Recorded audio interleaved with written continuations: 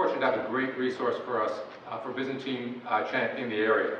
Psaltikon is a newly founded vocal ensemble whose mission is the preservation and dissemination of the musical heritage of Greece and the Balkans, including Byzantine chant of all periods. Psaltikon refers to the medieval chant books for soloists, which contained the most virtuosic chants from the now extinct asthmatic rite of Constantinople. The music you'll hear tonight is timed for the coming Passion Week in the Eastern Church. The ensemble will perform newly transcribed music from medieval manuscripts, well-known Greek Orthodox chants, and traditional folk music commemorating Lazarus Sunday, Holy Friday, and springtime. Spyrido's founder and director, Spyridon Antonopoulos, has agreed to enrich our experience tonight with of the chant performance by giving us a pre-concert lecture on the theological, liturgical, and musical differences between the psalmodic traditions of the Latin West and the Greek East. A graduate of Brown University and the New England Conservatory, Spyro is an honorary research fellow at City University London, where in 2015 he completed a dissertation on the 15th century composer and theorist Manuel Christakis. Spyro has performed and lectured throughout the US and Europe, and he is a singer in Stanford's Icons of Sound project, as well as a singer and researcher for UCLA and USC's Bodies and Spirits Soundscape of Byzantium. Both projects are multidisciplinary collaborations focusing on acoustics and the interplay of sound, space, liturgy, and the Middle Ages. Please join me in welcoming Spyridon and his ensemble, Psaltikon.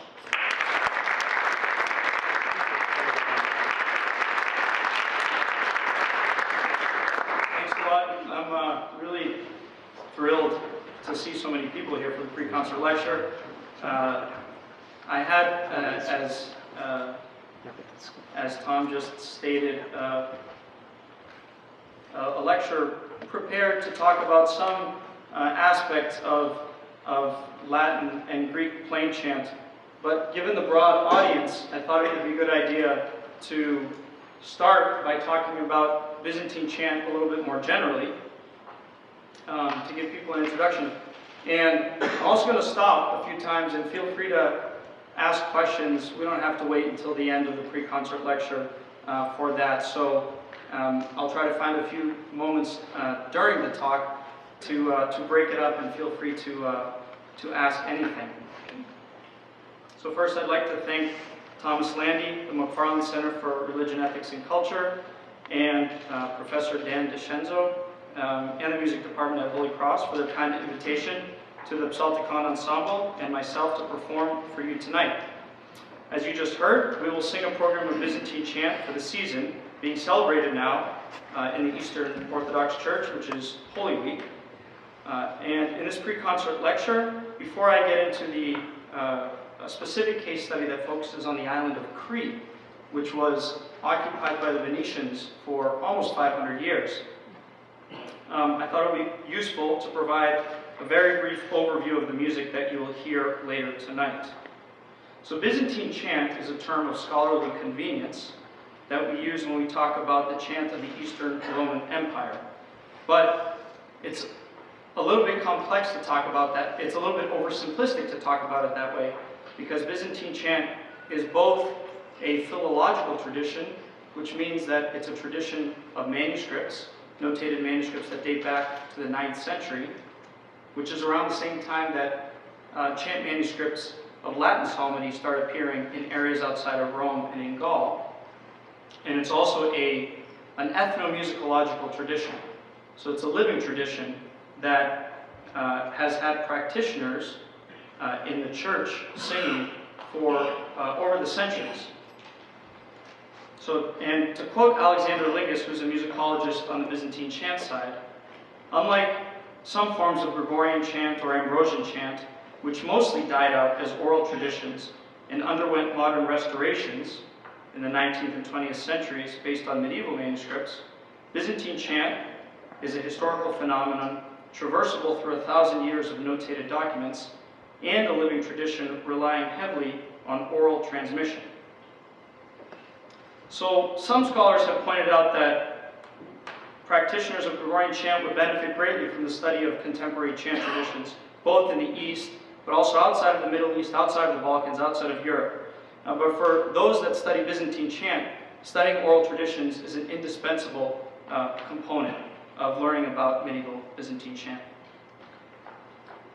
The forms for this musical tradition were laid down during the 4th century by Christian monks in the desert of Egypt and Palestine, many of whom were attached to cathedrals in major urban centers, such as the Church of the Anastasis in Jerusalem. These communities drew on the widely circulating body of scriptural texts, mainly the Psalms, and incorporated these into their daily cycles of worship.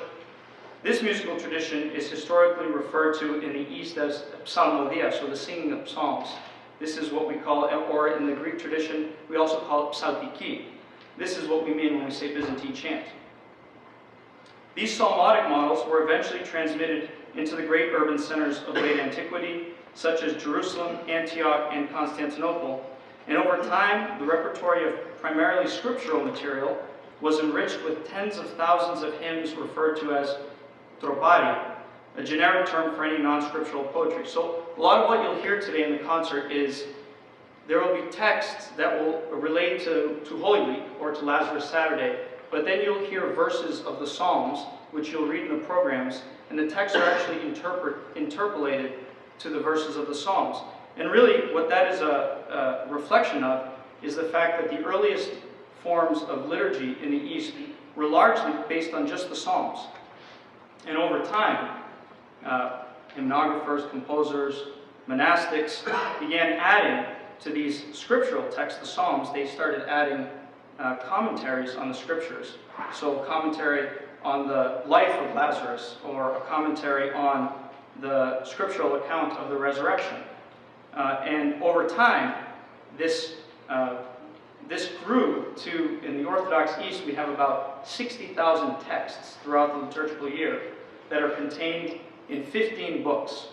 One book for each of the months in the fixed liturgical calendar, and then a book called the Octoikos, the book of 8 modes, and a book of the Triodion, and the book of the Pentecostarion, which are books for the liturgical periods of Lent, and then the 50 days following Easter. So, how do you regulate a system of 60,000 different texts? You do it through a heavily regulated system of oral transmission, but also through notation. So we have a few fragments of notation dating before the 9th century, but they're very rare. Actually, the earliest Christian hymn we have is on this fragment of papyrus.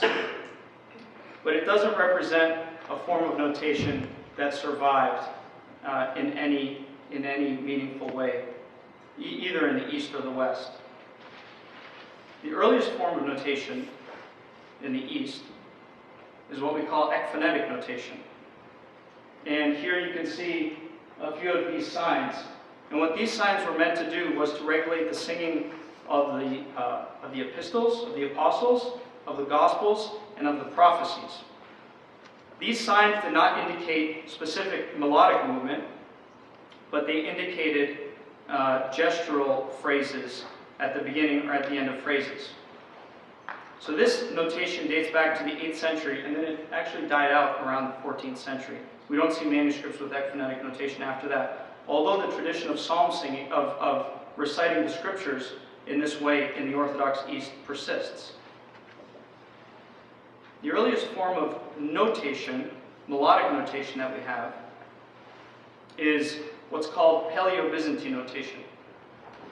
And this is one of the forms of Paleo-Byzantine notation called Qalam, because it was the manuscript exemplar that scholars studied. One of the fragments of the earliest scholarship still survives.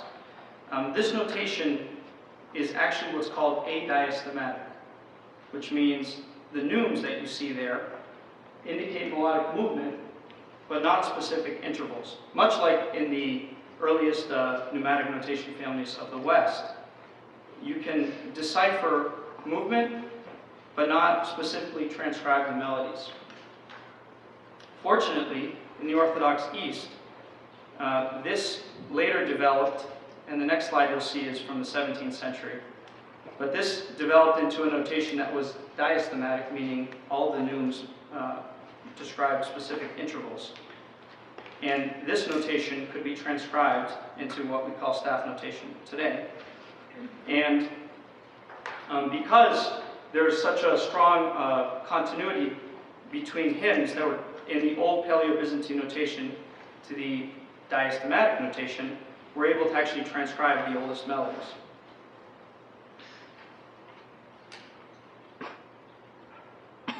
Performance was also regulated in the Orthodox East by means other than the notated score. For example, Byzantine treatises refer to something called hieronomia, which literally means hand law. This was a type of gestic notation by which the choir directors would elicit responses from singers by utilizing signs and gestures created especially with their fingers. This tradition, witnessed to in theoretical treatises as well as iconographic depictions, was a fundamental component of melody making in Byzantium, but eventually it fell out of practice as the choirs of the Imperial Chapel and Hagia Sophia in Constantinople were disbanded. Another practice that seemingly helped regulate performance by aiding the memory of singers was referred to as kanonarchima, in which a singer would stand in the middle of the church or at the ambon, which was a big wooden structure in a lot of the large urban cathedrals, evidently built for acoustical purposes, where the singer or soloist, or sometimes the deacon, would stand on top of and recite the solo or the gospel. And these kanonarches would recite the text of the chant prior to the choir singing it. This practice can still be heard at the Patriarchate in Istanbul or Constantinople in the 20th century, as historic recordings of the services testify to. And I have a recording here from the famous recordings made by Laura Bolton, the ethnomusicologist, as she traveled through the Balkans. And here is Holy Monday Matins at the Patriarchate in Constantinople. And you will hear the kanonarches here are actually young boys.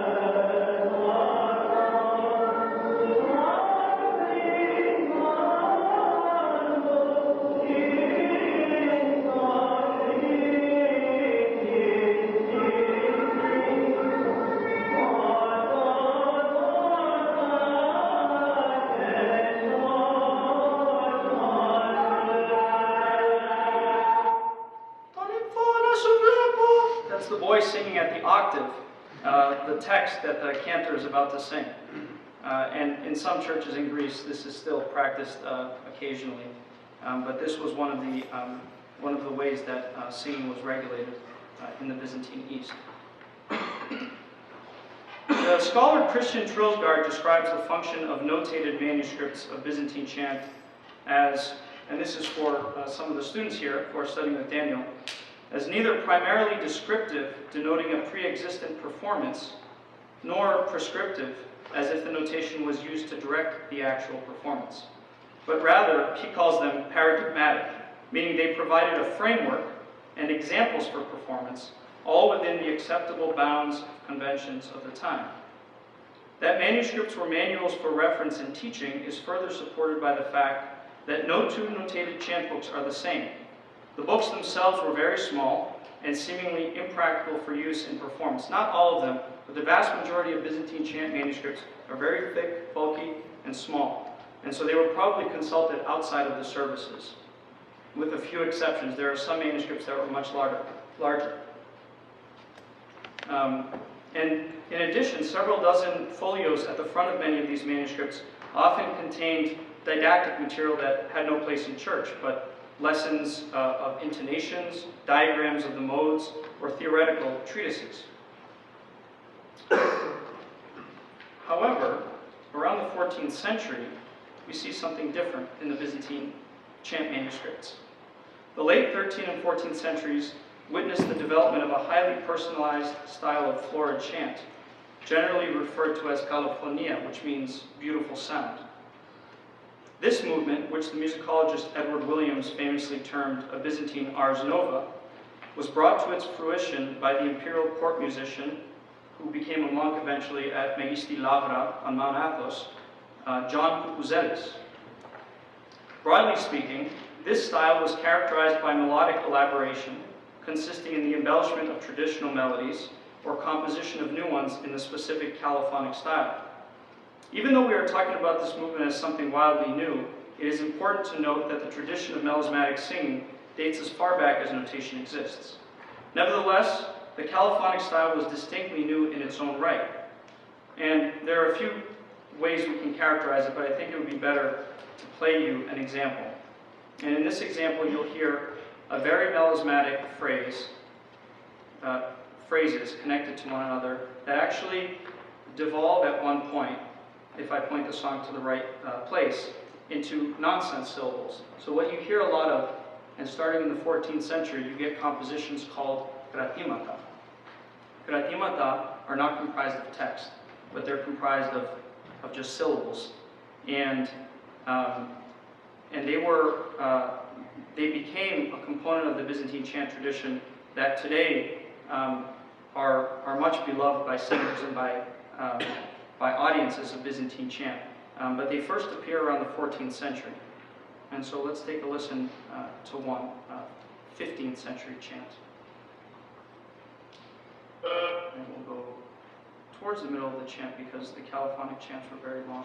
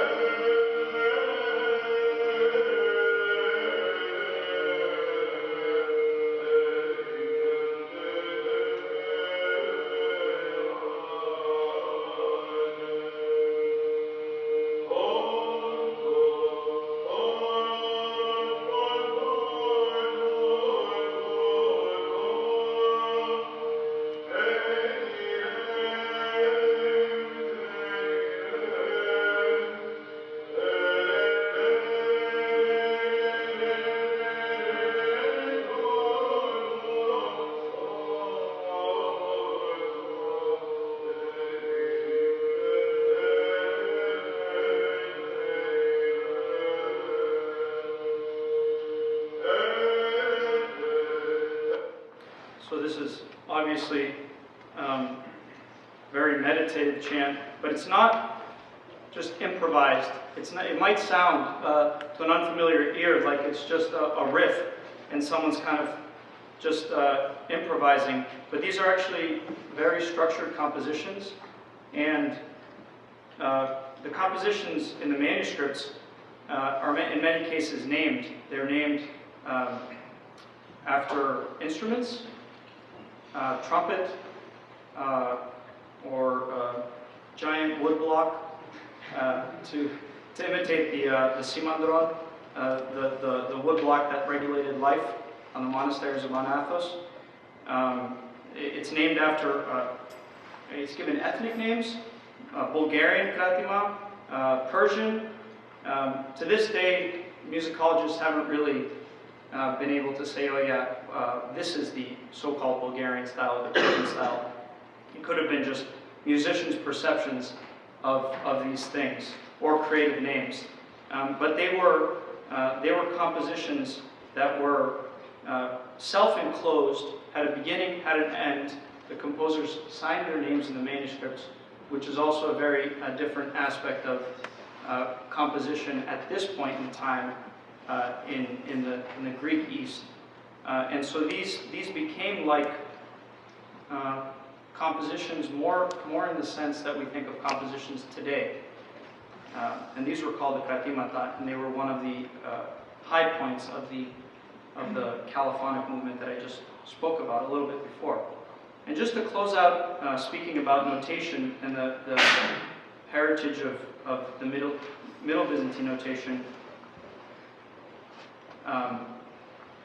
we have, and I have the slide, attempts to transcribe the notation starting in the 17th century.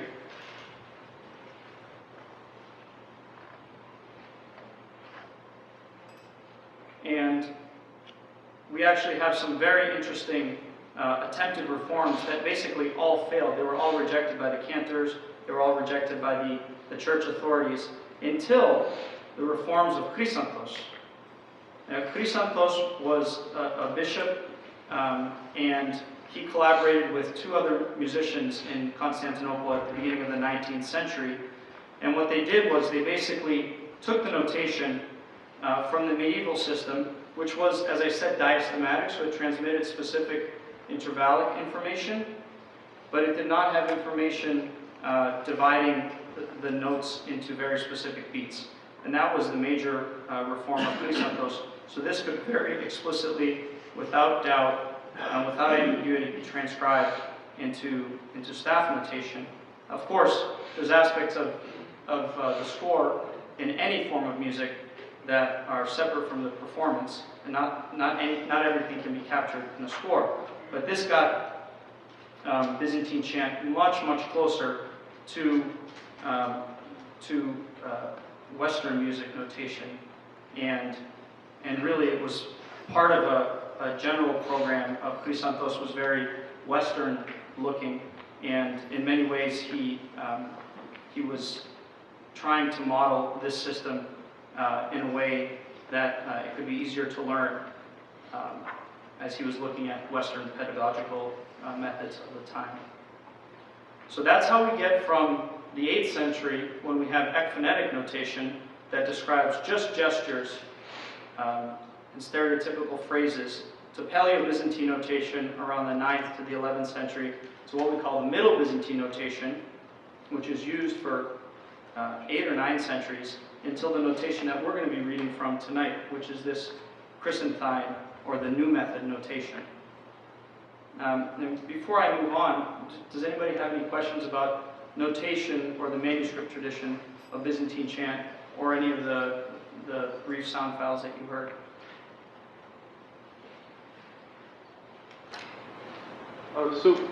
We had talked in our course about how solemn notation has some differences from the traditional or from the original manuscripts, because it's kind of influenced by Romantic style when they're doing it in the 1800s. Does the Chrysanthine have any influences from Western music? in maybe edits that make it different from earlier notation systems? That's a great question. The thing that the Chrysanthine notation adopted from just Western music was monosyllabic solfege. So before, the solfege was polysyllabic. So if you could believe it, to sing a D, if I was singing a chant in what's called paralegi or solfege, I would have to sing ananes to sing an E, ananes to sing an F, na to sing a G, aya, and that was changed into basically do, re, mi, fa, sol, la, ti, do, ni, pa, bu, ga, di, ke, zo, ni, and that's how we learn today. And so this was obviously a way of simplifying the notation and the kind of giving a pedagogical shortcut. In terms of the transcription of the actual chant and the essence of the sound, the benefit of the Byzantine chant tradition, some might view as a benefit, would be that during the transition period, there were living cantors. And actually, a well-known story is that at the Patriarchate in present-day Istanbul, one of the cantors was still reading from the old notation, Konstantinos Protopsaltis, while his second cantor, Stephanos, was reading from the new method. And they were in sync, evidently. They were singing the same chants, and it was just that the representation was different. Of course, what happens a generation or 2 generations after that, based on the new notation, is a different question. So I think reading Chrysanthine notation we probably approach it different than medieval cantor would reading a medieval score. But we at least know that the transcriptions at the time in the 19th century were faithful to the oral tradition of the time. That's a good question. You said that the old books were every one of them is different. Does that carry through in the new method books as well? Are they all different, or do they justify those differences into a sort of, one version or something? Yeah, so there was definitely standardization once books started being printed around the 1820s. What was transcribed from the old method to the new method is actually maybe 5 to 10% of the entire repertory of what was printed. So a very small amount of the medieval and the post-Byzantine repertory was transcribed into the new method and printed. And what became printed became standard. There's a standard, if you're talking about 19th century printed books, there's a standard 15 or 20 that every cantor uses. Whereas in the medieval period, it was literally like, referred to Christian Troelsgaard. He's a scholar of Byzantine chant. He calls the manuscripts like the personal hard drives of individual cantors and composers. So it was like looking at someone's computer and all the compositions they thought were interesting, and it doesn't. They had a liturgical order to them, but they differed, every one between them. It's a good question. Anything else? So one thing that I thought was interesting, last week we had Edwin Sarusi, who's a scholar of Israeli music and Jewish chant of the Ottoman period. He said once one of his Greek friends put some headphones on him and had him guess one of his Jewish cantors, and he got it wrong. And what they played for him was... And this is the first historic recording of Byzantine chant, so you'll forgive the background noise.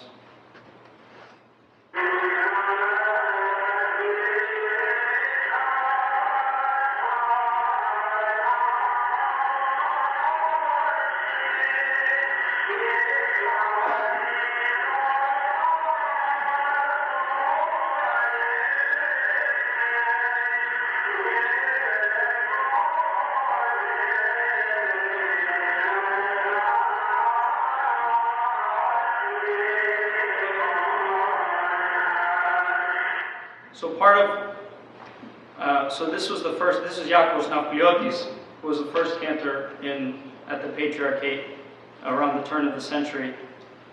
And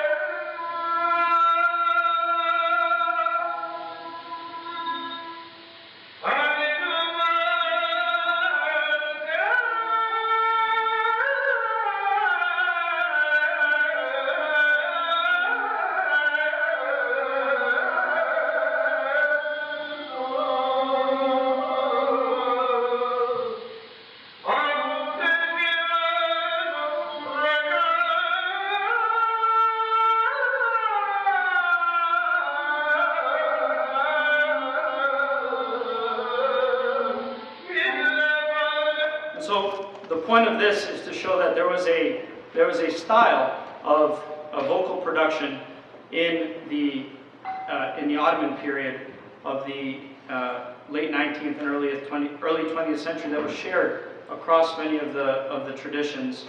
That was a Jewish cantor who was actually from Adrianoupoli, but who lived in Istanbul. And because we're running out of time, I did want to show you a few aspects of cultural assimilation. In Crete, which was occupied again, as I said, by Venice for 500 years, you have some really interesting evidence in the manuscripts of what's called in the West cantus planus binatum, or plain chant twice. This was a tradition of singing chant usually at perfect intervals, and usually improvised, so very rarely was notated in the manuscripts. But this was, in Crete, adopted by some Greek musicians, some of the Greek musicians who wrote Byzantine chant in the traditional Constantinopolitan style. And you actually see in these manuscripts things like notes that say tenori ta kokina, which means, and now the red noon's tenor, or diplun melos, double melody, katat in latinikim psaltikon, like the Latin psalmody. And so there's one recording of, this is from a live concert years ago now, of a Holy Friday hymn, which in several manuscripts, so this must have been a tradition on Crete, in several manuscripts this appears as a double melody. And so evidently it was very popular in this way. And at the time, cantors, especially in places like Crete, had no problem singing this style of music that today we might associate with as being Latin. And they certainly associated it as being Latin, but it found its way into the services. So here's one example of that.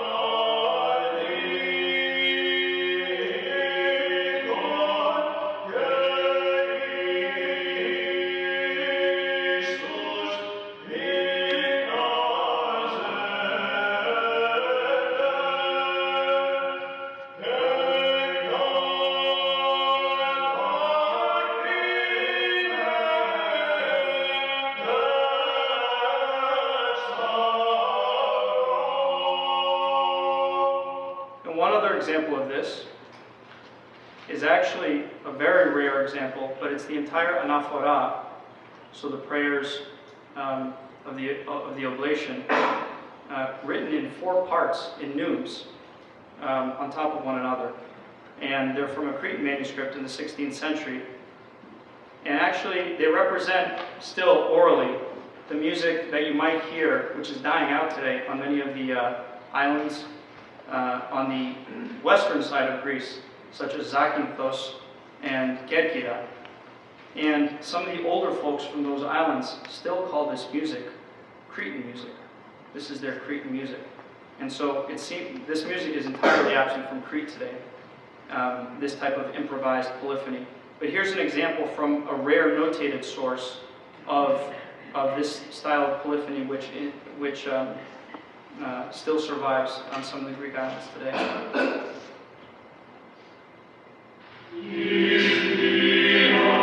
Of course, this is a professional choir, so it's going to sound a little bit different than today. If you go on YouTube, or many of us have friends who are from these islands, they'll post their recordings, and it'll be 15 gentlemen around a lectern, and same style of music, but much different and perhaps much more authentic production.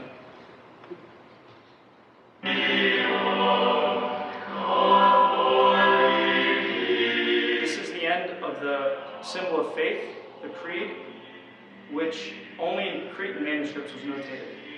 Nowhere else in Byzantine manuscripts. Of course, the creed is the credo is composed in Latin masses.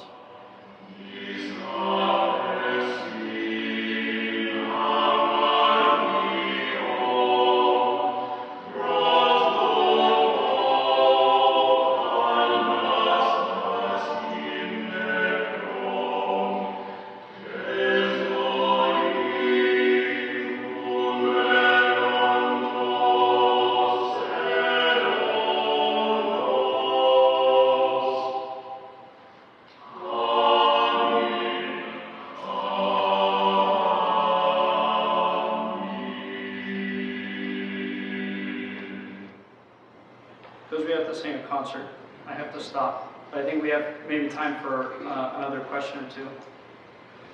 Yes, you did mention there may have been possibly a sharing of different traditions, but the original Byzantine chant form, would that have been quote unquote certain Greek style, if you will? And then were you sharing Jewish style of cantor singing? I mean, Yeah. how was that progressing? It's very hard to talk about things before we had recordings, of course.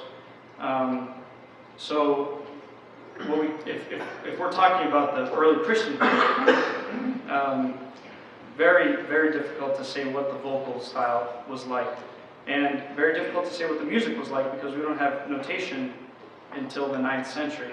We do know, though, that the majority of the texts which the Greeks, the Byzantine rites still use, came from Jerusalem, and they came from the Cathedral of the Anastasis, but preserved in Georgian sources today. All the Greek sources from that period are destroyed. But much of what we have was from that region. We can speak about a notation starting around the 9th and 10th century to talk about what styles influenced other styles. And then we can talk about recordings starting at the beginning of the 20th century. But beyond that, it's very difficult. So what we do here, we chant a lot of hymns that we will chant in services. So the Greek Orthodox chanter is familiar with this music. But then for some of the chants that we get from the manuscripts, which fell out of the repertory, we approach them as we would any other chant. They are just based on different transcriptions.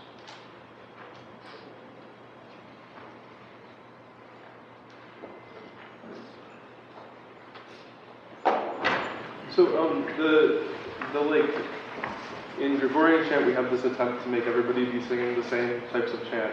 And you're saying that there wasn't that sort of thing in the Byzantine rite. Is there a theological reason, like a theological difference between like the Roman Catholic Church and the Byzantine Church that lead to there not being an attempt to unify everybody's? There's been many attempts to standardize in the Orthodox East. I think there is a hard question. Of course, Rome went in and stamped out a lot of peripheral traditions. Urban centers tended to try to do that. For various political reasons, historical reasons, things were a little bit more fragmented in the East. And so you have, until the 13th century, you have in Constantinople and Hagia Sophia a totally different liturgical rite that no Greek Orthodox person would recognize, other than the contents of the Psalms, but in terms of the structure. Totally different liturgical rite that survived until the 13th century. It wasn't until the late 14th century that the liturgy as we know it today really kind of was standardized. That doesn't mean that there wasn't continuity from the early traditions, but this standardization really crystallized in the 14th century. But there's been attempts throughout to try to standardize. So that's, I think, the best brief answer I could give them. So, shall we? Yeah. All right. Well, thank you for coming.